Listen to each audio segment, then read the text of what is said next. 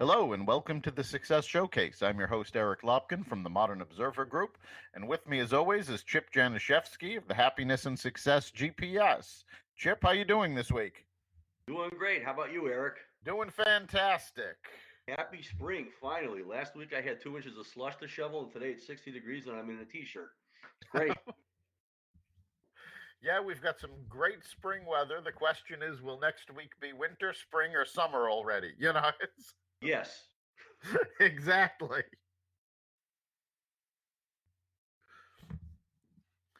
So today we're going to be talking about disruption. And the fact of the matter is, over the past 10 years or so, a little longer than that, virtually every business on the planet has been disrupted in one way or another. Retailers have been disrupted by online sales. Pharmaceutical companies have been disrupted by small biotechs. Every industry has faced a challenge as to looking at their business model and going, whoa, okay, now the game is different. And it doesn't show any signs of slowing down. As new companies come out, now the goal seems to be to disrupt existing industries. So what we want to talk about is, what are some ways that you can deal with disruption if you're not doing the disrupting? Well, I think a lot of what you just mentioned is changing in trends as far as the way things are done.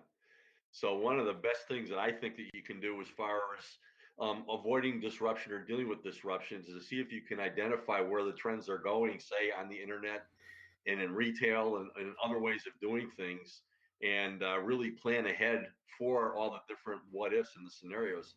Obviously, we've talked a lot about planning and this and that for even for disasters and other things, but if you have a plan for the different scenarios as far as what's going to happen and what possibly is going to be the way your industry is going to be running a year, 5 years, 10 years from now, or even if it's going to be there, do you have to do other things? So keeping up with the trends is really, really important. It is, and it's really about seeing where things are going and looking at the long term. Over the past month or so, you've seen in the newspapers Toys R Us going out of business. Now, this is a company that's been around forever. Broke my heart. Yes.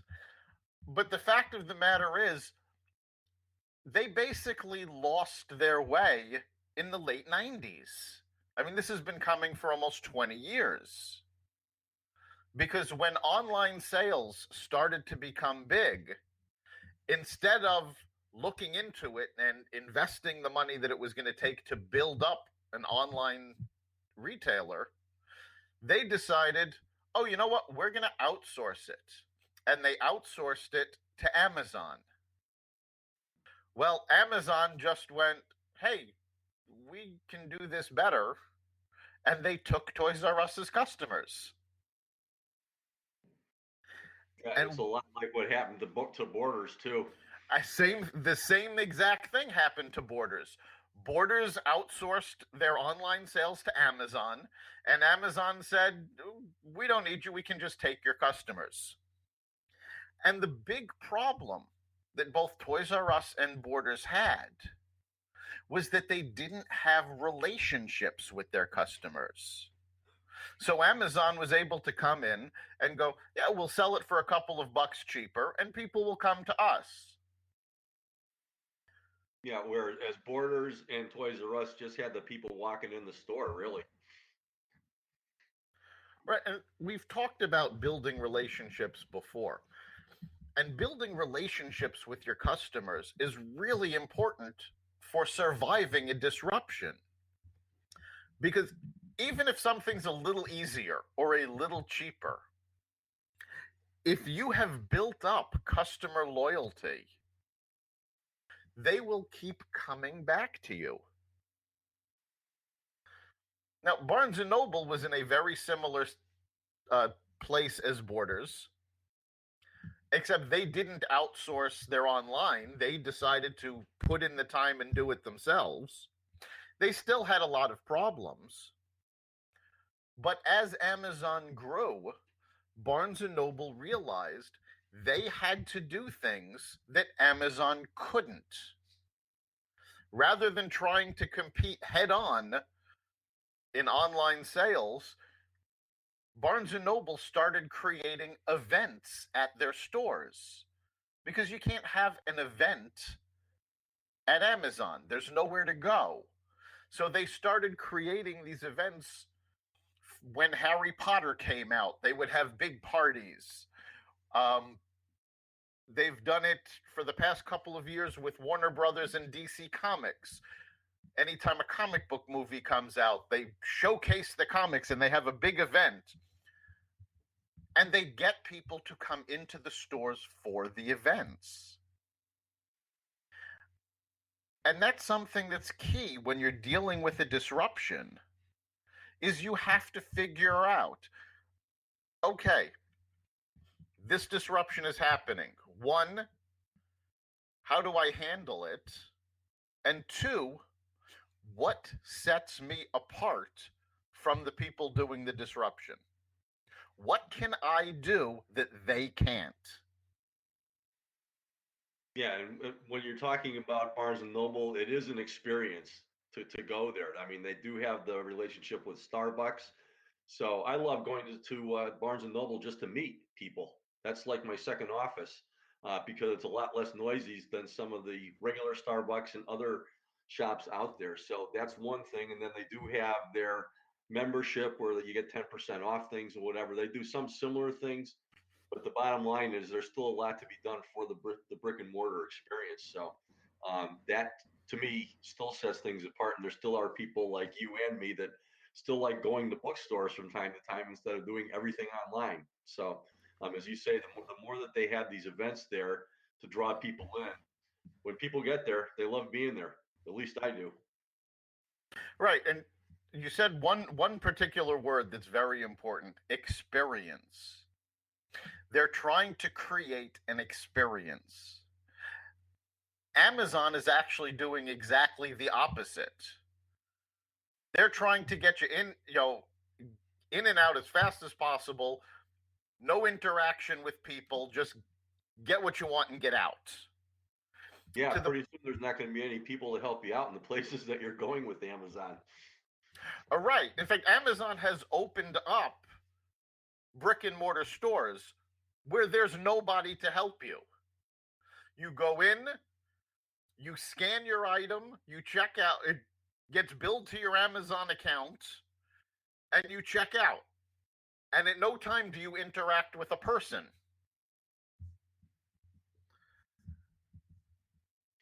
Amazon has been one of the biggest disruptors over the past 20 years. However, they still only have about 10% of the sales. So despite, the impression that everyone has that this is this omnipresent, giant, they actually do not have that much of the market. And the reason they don't is because local retailers, chains that have gone up against them, have figured out that they need to create an experience. They need to create something that brings you into the store. Yeah, and then they need to really promote that too. I mean, we talk a lot about networking, and a huge part of that is the preparation for that. And preparation number one is taking a look at your value added, just as you said, what sets you apart, and so on and so forth, and playing off of that and getting the word out about that strength. We often talk about playing to your strengths, and experiences are strengths. And the bottom line is, no matter what Amazon does, they'll never be referred to as an experience. They're just going to be referred to as easy and convenient. Right. And getting that word out is important. And it also depends on who you're trying to reach. One of the other things that killed Toys R Us is that they hadn't changed their marketing strategy in at least 20 years, possibly even longer. And their strategy was aimed squarely at the kids. And they aimed it at the kids and they went, look what we've got, look what we've got. Don't you want this toy? Well, yes, the kids did want the toy. However, the toy was also available at Target or Walmart. And when mom was doing her shopping, picked up the toy there rather than going to another stop. Yeah, and 20 years ago, there weren't things such as really, really cool cell phones and laptops and so on and so forth, where you could play with them and all kinds of other things. And that took a lot away from them too.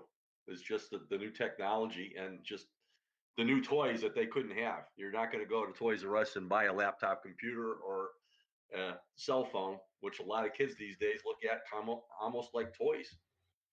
Oh, absolutely. The switch towards electronic toys did a lot to do them in, and they did not, and in almost every aspect of their business, they failed to adapt. There are stores that do very well selling toys. They generally don't sell toys to kids. They sell toys to adults, to collectors, to fans of movies and science fiction. Toys R Us did not follow through with this market. So that was another change in their market that they failed to keep up with.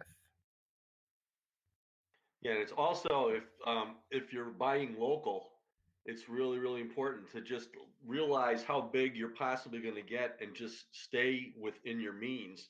And there still are a lot of individual toy stores out there. Obviously, I love being in West Hartford, and the store there, the Toy Chest, has been there since I was a kid, and I always love going there for Christmas. And there's others like that, but the bottom line is that if the Toy Chest ever tried to do a whole bunch of stuff online and blast out that way and start spending the money, they'd be gone in a hurry too. They're just a really, really fun local experience when you go to West Hartford to go into the Toy Chest. For some people like me, it's nostalgic. For other people, just bringing the kids in there to look at things is a lot of fun. Absolutely.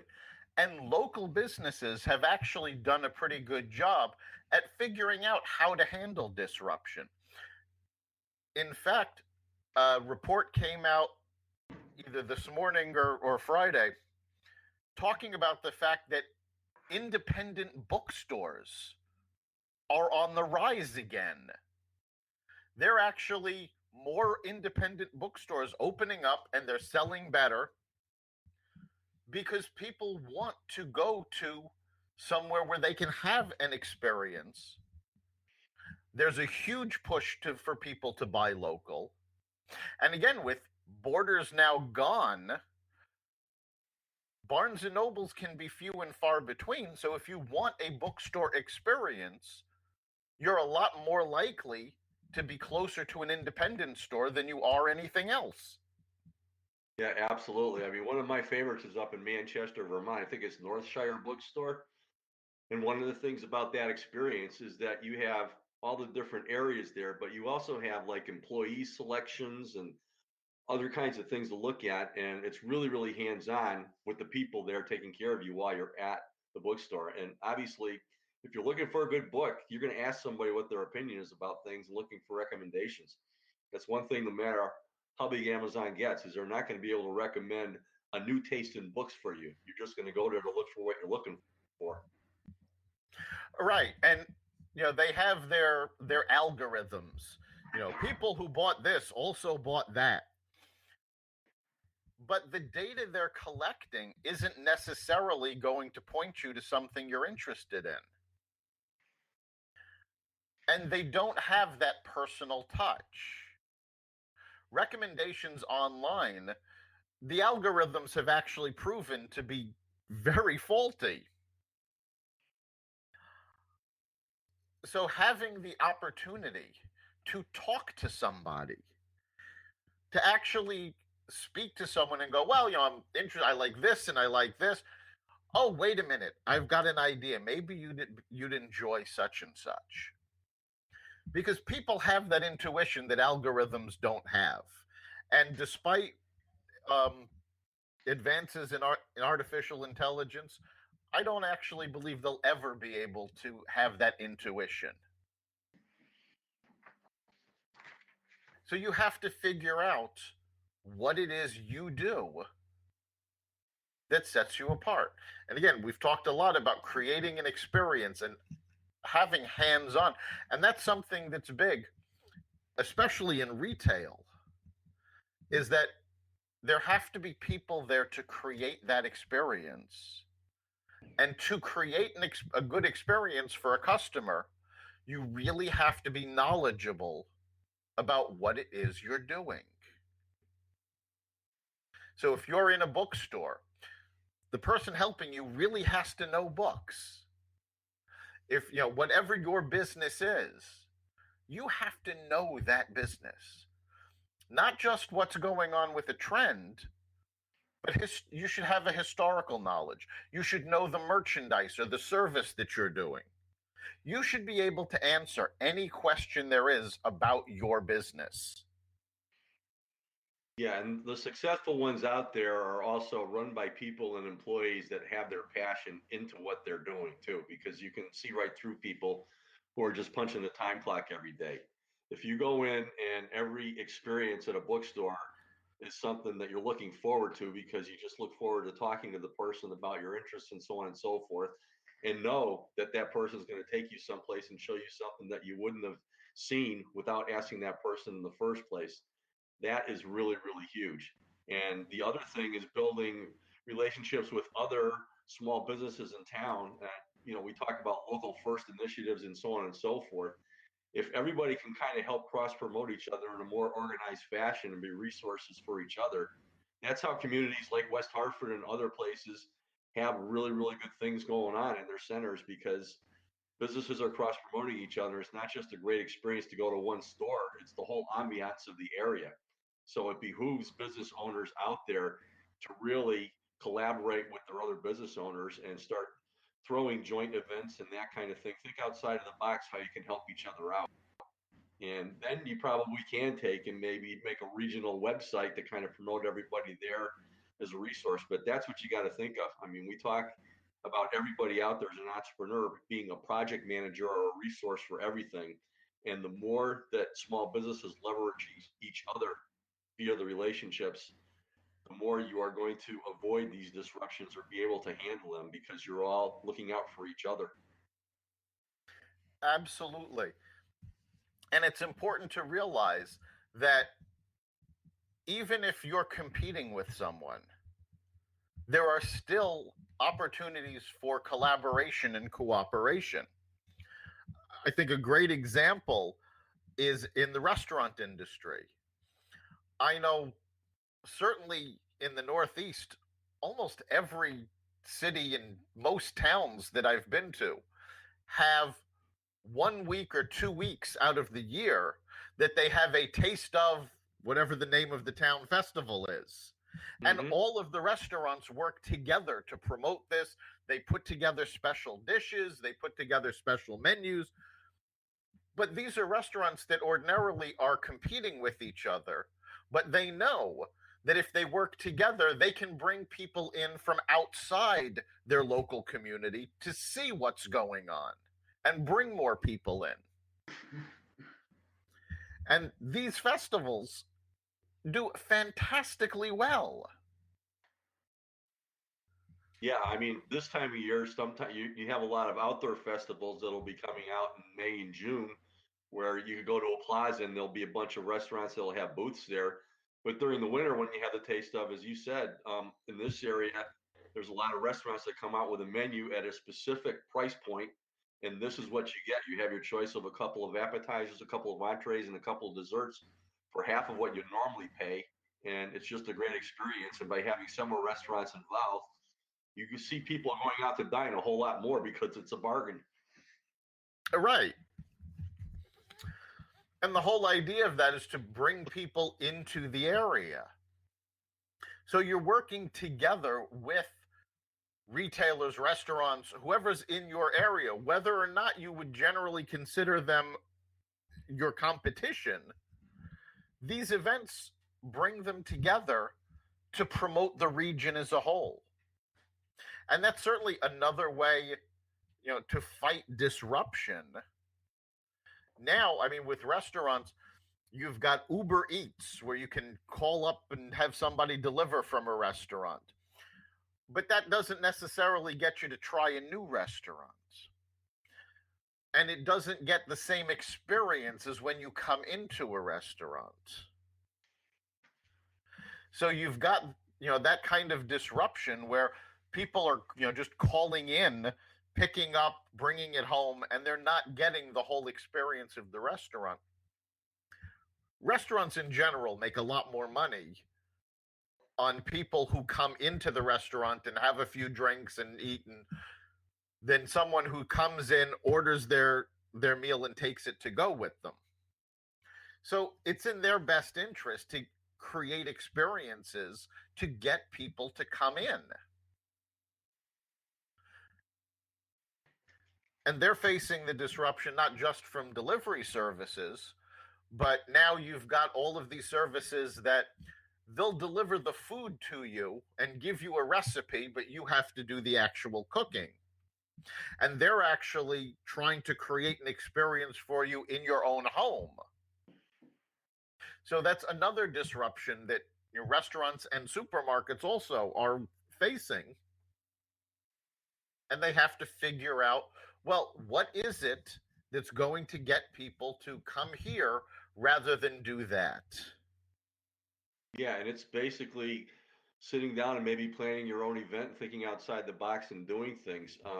If you look at organizations and associations that used to be automatic that are really tough, having hard times these days, like some chambers of commerce and so on and so forth, the ones that are being more progressive and looking more towards benefiting the community and their membership are the ones that are doing better. And there's a lot of chambers in the area now that are coming up with committees or different clubs or whatever for different industry specific things. So like you would have a health and wellness committee, and you would have other committees, retailers associations and so on and so forth.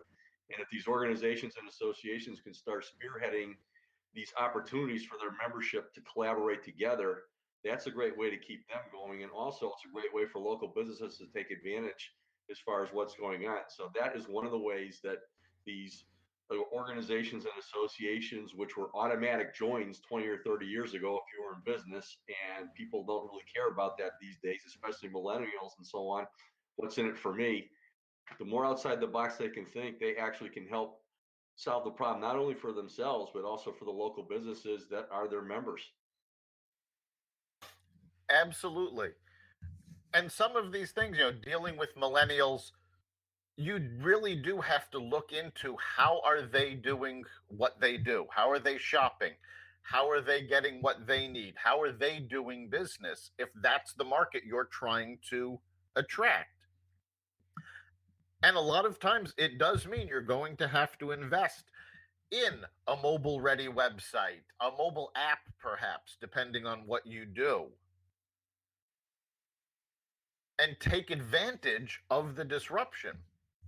And there's always something, there is something called first mover advantage. And a lot of new businesses push this. It's, oh yes, we're there first. That gives us the lead. The fact of the matter is, first mover advantage is incredibly overrated,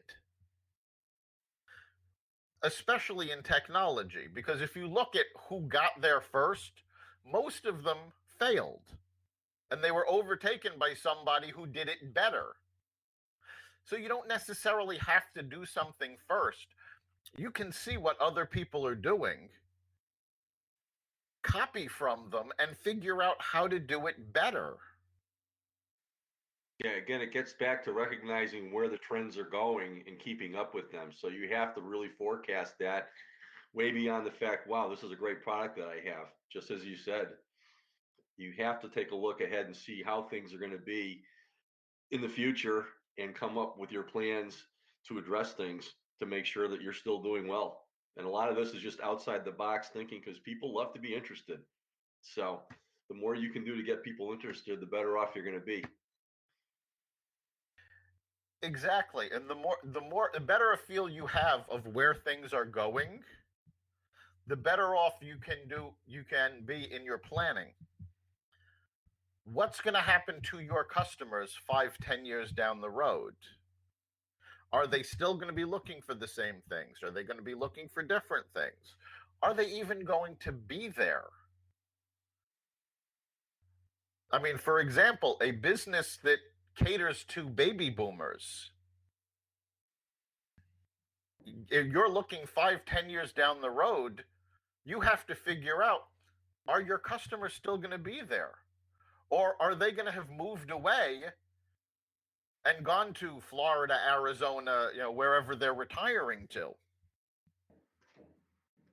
So you really do have to look at your customers' demographics, your customers' psychographics, what your competitors are doing, what the economy is in your region.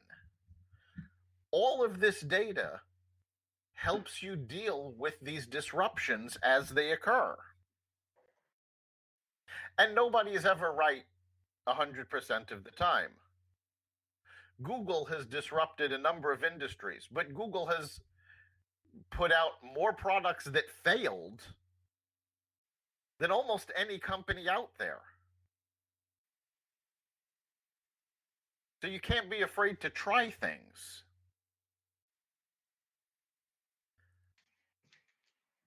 And as time goes on and more disruptions occur, you get better and better at dealing with them.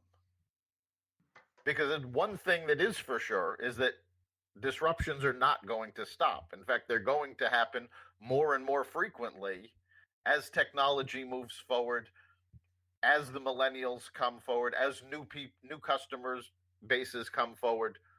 You're going to be disrupted more and more often. So we're just about at the end of our time. Chip, what do you think is the big takeaway for our listeners this week? I think what really has to be done is you have to look at disruptions as opportunities to move ahead. And the way to do that is to plan ahead, is to understand the trends that are out there, to be proactive, to develop your resources and collaborate with other people. But the worst thing you can do is just sit there and say, well, it was me. Like everything in life, every setback is an opportunity. So look at disruptions as the opportunity to do something new and cool. Absolutely. I think for me, the big takeaway is that if you're still doing things the way you've always done it, and the only reason you're doing it that way is because you've always done it that way, you need to disrupt yourself. You need to move forward because those disruptions are coming whether you like it or not, and you have to adapt to them. Those companies that don't adapt go out of business and shut down. So it's really important to pay attention to what's going on and be able to react. You've been listening to the Success Showcase. You can catch us every week at blogtalkradio.com/Success Showcase. You can also find us at the Apple Podcasts app, the iTunes Store, and wherever you find podcasts. Remember, make this your best week ever and make next week even better. See you then.